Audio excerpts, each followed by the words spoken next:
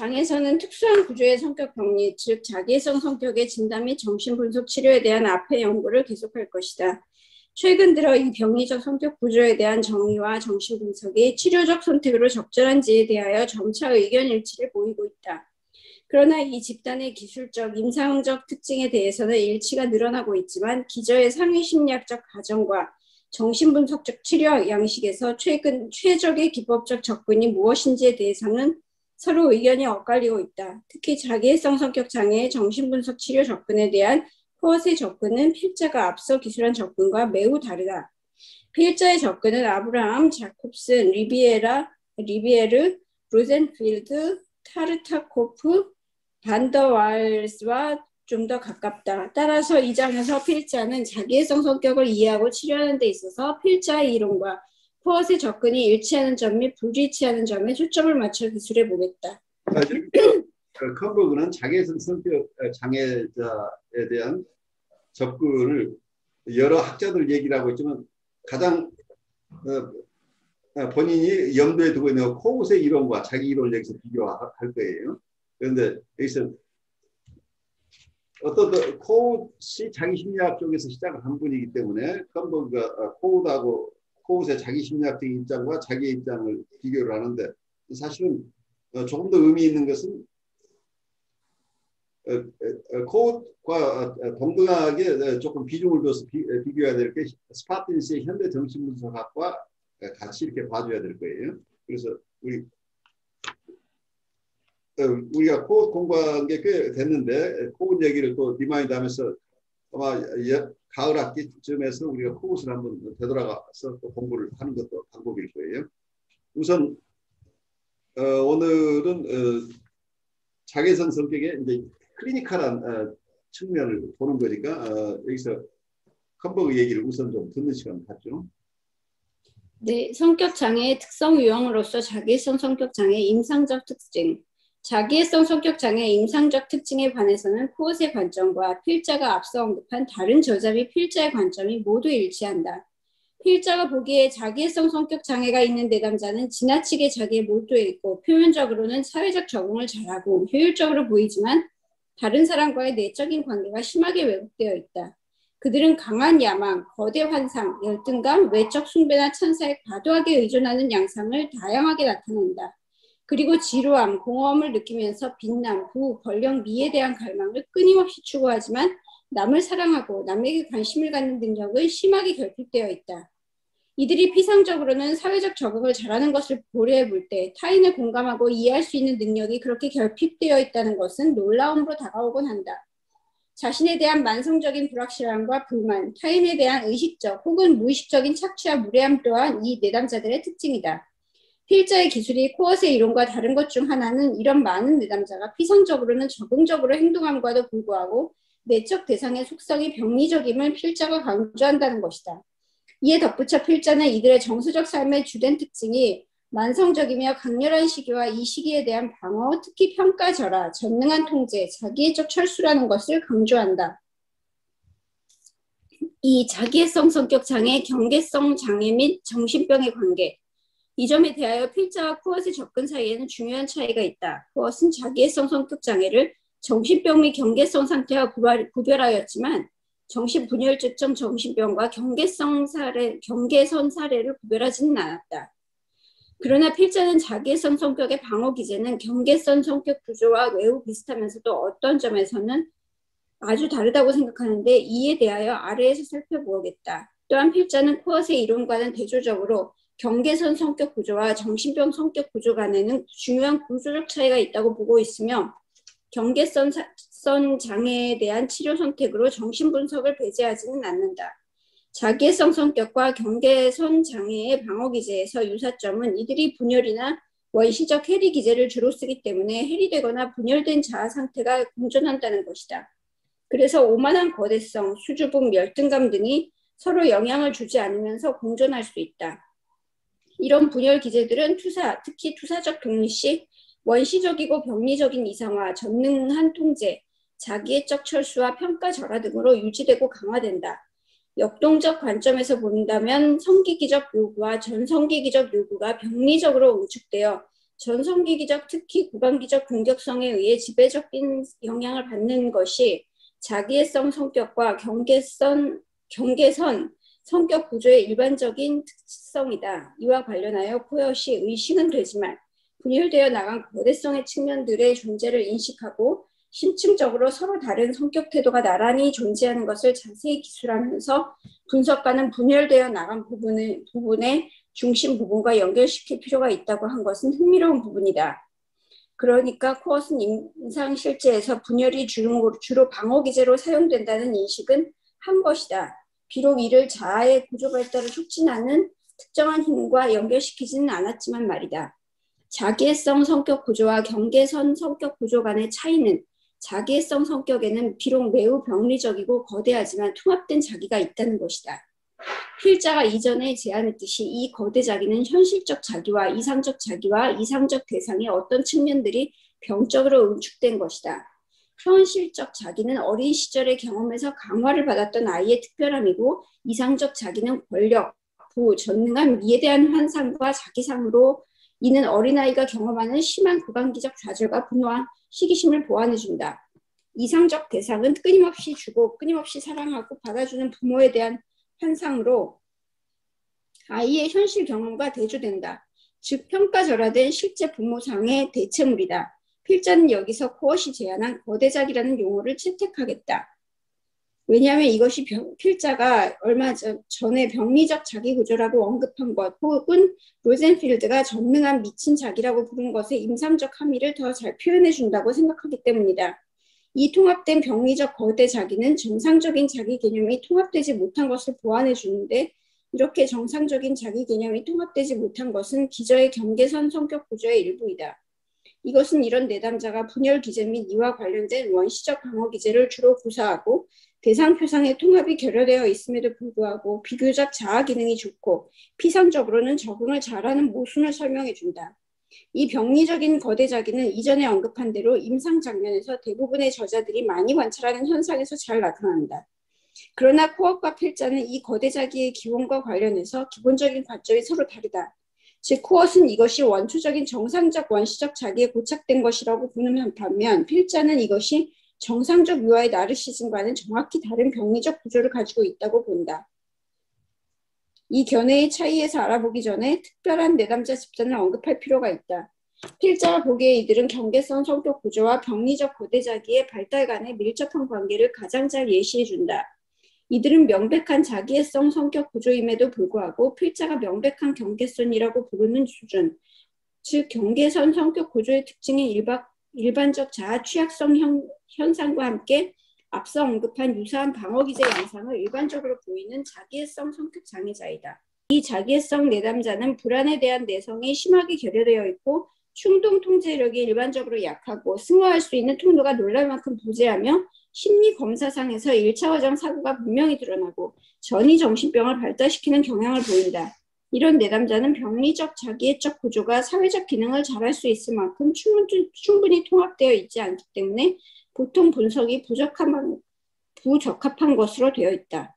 때로는 필자가 대부분의 경계선 성격 구조 내담자에게 추천한 추정된 정신분석도 맞지 않다. 이런 내담자는 반복적이고 만성적으로 강한 분노 반응을 나타내면서 무례한 요구와 비하적인 공격, 즉 자기애적 분노를 나타낸다. 경계선 내담자도 이런 강한 분노 폭발을 나타내지만 이는 보통 전이에서 좋기만 한 그리고 나쁘기만 한 대상관계가 교대로 활성화하는 것의 일부분임을 알 수 있다. 그러나 무자비하게 비하하는 이 분노의 특징은 치료자와의 전체 관계에 영향을 주어 모든 잠재적인 좋은 측면을 오랫동안 완전히 평가하고 악화시켜서 치료의 지속을 위협한다. 여러분들이 좀 혼란스러울 거예요. DSM에 따르면 경계선 인격 장애라는 하나의 성격 장애가 하나 있고, 근데 컴버그가 지금 얘기하고 있는 것은 경계선 인격 구조라는 것은 단순하게 보드라인 퍼스널리티 디스오더, 그러니까 경계선 인격 장애뿐만이 아니고 자개적 인격 장애나 혹은 강박적 인격 장애나 또는 분열적 인격 장애나 모든 퍼스널리티 디스오더에 경계선적 수준이 인분들이 있다. 그래서 경계선적 수준에 있는 경계선적 수준의 병리를 가졌거나 발달 단계가 경계선적 인격 수준 정도인 분들을 따로 떼어서 경계선적 인격 구조라는 통합적인 개념을 만들어서 계속 설명하고 있었죠. 그런데 지금 어느 부분에 와서는 이분이 어떻게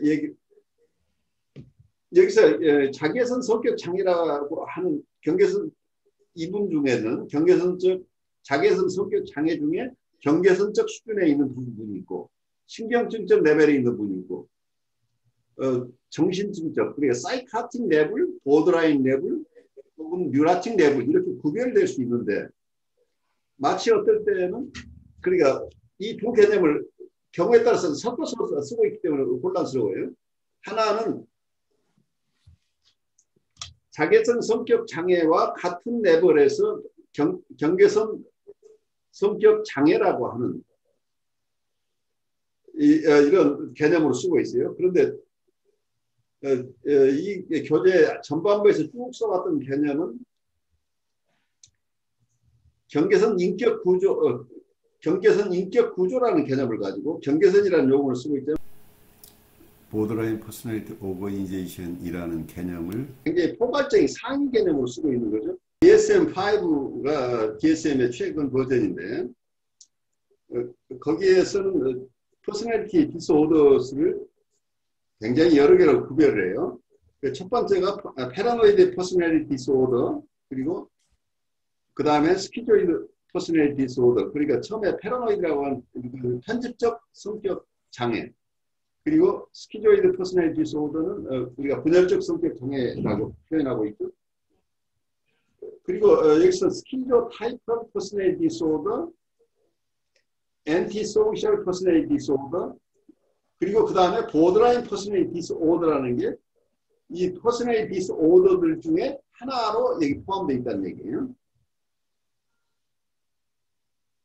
그리고 나서는 여기 히스트리아닉 퍼스널리티 디스오더, 연극성 성격 장애, 그리고 나르시시스틱 퍼스널리티 디스오더.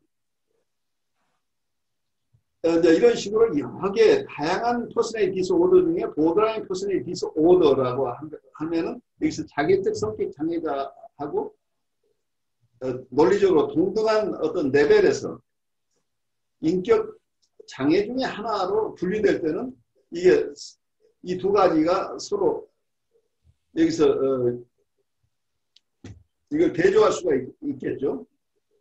자기적 성격 장애와 경계선 성격 장애가 어떻게 다른가라는 얘기를 할 수 있는데 이런 개념이 아니고 경계선 인격 구조라고 컴버그가 주장할 때는 아까 얘기한 여러 가지 성격 장애자들 중에 보드라인 레벨이라는 걸 따로 정했죠. 그래서 보드라인 레벨에 있는 분들은 자기적 성격 장애자도 있고 여기서 협의의 보드라인 퍼스널리티 디스오더 경계선 인격 장애자에게도 인격 장애자도 있고 아까 얘기한 다른 분열적 성격 장애자 혹은 패러노이드 퍼스널리티 디스오더 그러니까 편집증적 성격 장애자 이런 다양한 성격 장애자 중에 어떤 병리의 상태가 보드라인 레벨인 사람들이 각 성격 장애자 중에 다 있다는 얘기예요. 다 있을 수 있다는 얘기예요. 그러니까 이때는 보드라인 인격 구조라고 하는 것은 상인 개념이라는 얘기예요. 추상적으로. 그러니까 말하자면 여기에 소도 있고 말도 있고 토끼도 있고 다 있다고 한다면 이 상인 개념으로 동물이라는 개념 속에는 다양한 어떤 가축도 있고 들짐승도 있고 길짐승도 있고 여러 종류가 있는데 이때 논리적으로 동물과 소를 비교하시죠 라는 얘기가 성립이 될 수 없다는 얘기죠. 동물과 소를 어떻게 비교하냐. 근데 보드라인 인격 구조하고 여기서 얘기하는 자기애적 성격 장애자는 구별 대상이 아니라는 얘기예요. 왜냐하면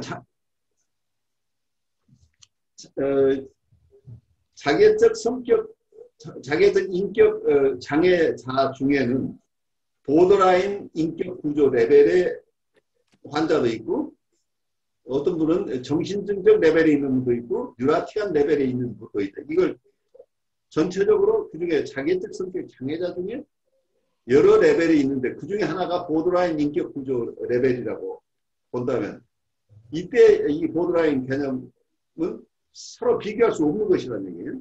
이분이 자꾸 비교하면서 자기애적 성격 장애하고 경계선적 인격 구조를 대비하는 것 같은 표현들이 막 나와버리니까 여러분들 헷갈릴 거예요.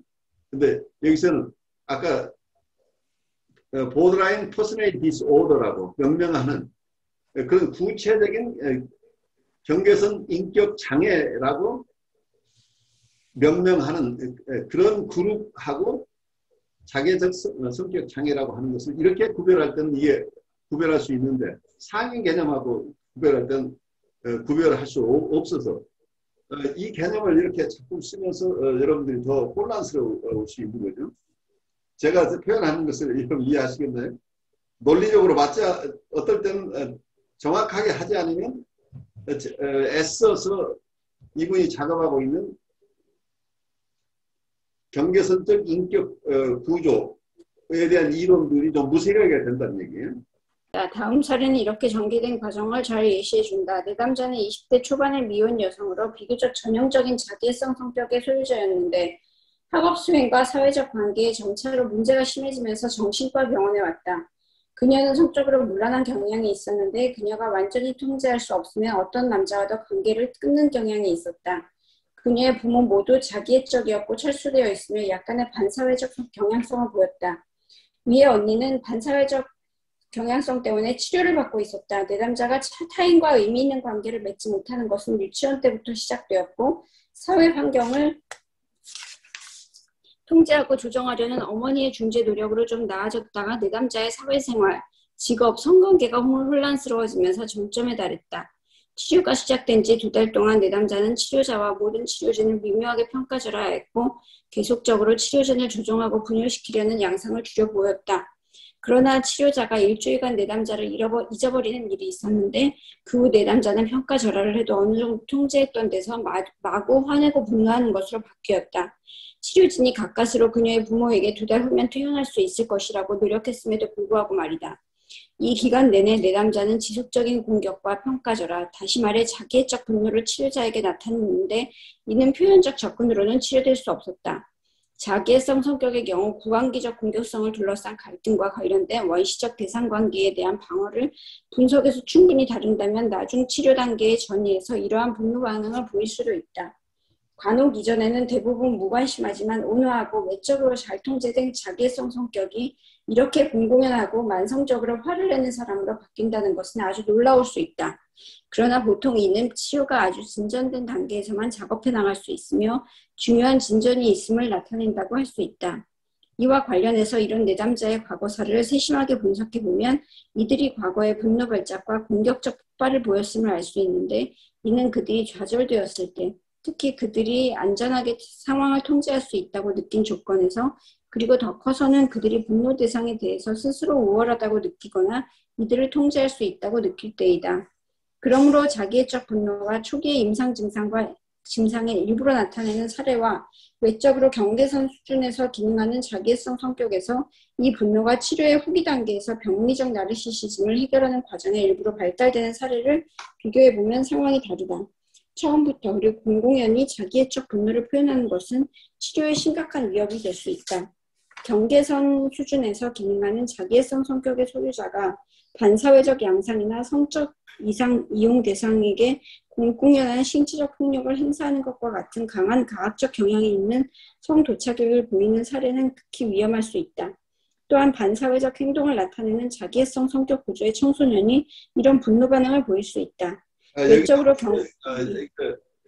경계선 수준에서 기능하는 자기애성 성격의 소유자라는 표현 속에서 컴버그가 아까 제가 설명드린 대로 여기서 경계선 수준에서 기능한다고 하는 거가 경계선 인격 구조라는 큰 틀 속에 포함되는 자개선 성격 소유자를 얘기하고 있는 거죠. 그래서 이 두 개 개념이 반대되거나 대립되는 개념이 아니고 경계선 수준이라고 하는 하나의 포괄적인 그 병리 수준 하에 자개선 성격의 소유자도 그 중에 하나로 포함되는 경우를 설명한 거다. 이렇게 보시면 되겠어요. 그 다음으로 가보죠. 네, 외적으로 경계선 수준에서 기능하는 자기애성 성격의 경우, 특히 이전에 언급한 것처럼 예우가 비교적 조심스러운 자기애적 분노의 사례에 지지적 접근이 치료 선택이 될 수 있다.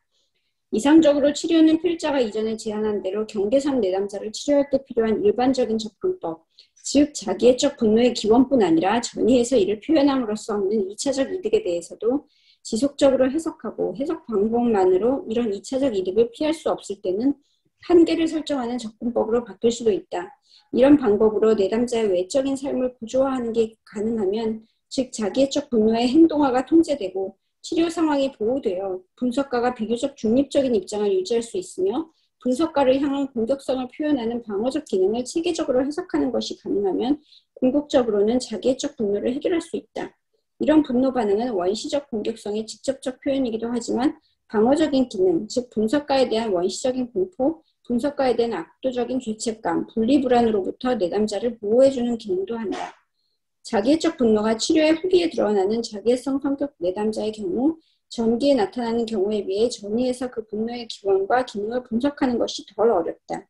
내담자가 분석가에게 실제이든 환상이든 사소한 좌절로 분노 폭발을 하는 것은 자기애성 저항의 특징인 분석가에 대한 모호한 평가절하에서 중요한 진전이라고 할 수 있다. 중요한 대상이지만 한편으로는 두렵고 부러우며 내담자가 절망스러울 정도로 의존하고 싶어하는 분석가를 제거하기 위해서 분석가에게 화를 내면서 평가절하하는 것이 이 분노 반응의 특징적인 기능이다. 분석가의 내적인 안정감과 분석가 자신이 내담자에게 현실적으로 해줄 수 있는 것에 대한 확신이 내담자 자신의 압도적인 공격 환상에 대해서 내담자를 안심시키는 데 매우 중요하다. 요약하면 병리적 거대자기는 일반적인 원시적 방어기제의 취약성 효과를 보완하는데, 이 병리적 거대자기는 자기애성 성격과 경계선 성격 구조 내담자의 공통적 특징이다. 병리적 거대자기는 자기애성 성격이 경계선 수준으로부터 성격 장애에 잘 통합된 좋은 유형까지 다양한 외적 기능을 보이는 사실을 설명해준다. 자기애성 성격과 다른 유형의 성격 장애를 감별 진단하는 것은 보통 임상 양상을 자세히 분석해보면 알 수 있다. 필자는 다른 곳에서 자기애성 성격을 키스트리성 성격, 유아성 성격, 강박 성격과 감별 진단하는 것에 대해서 알아보았다. 계속 의심되는 사례나 혹은 치료가 시작되기 전에 진단을 내릴 수 없는 경우 자기애적 전이의 특징적 발달을 통해서 자기애성 성격을 다른 일반적인 전이신경증과 구별할 수 있다. 이 점에서 필자와 코엇은 일치하는 것 같다.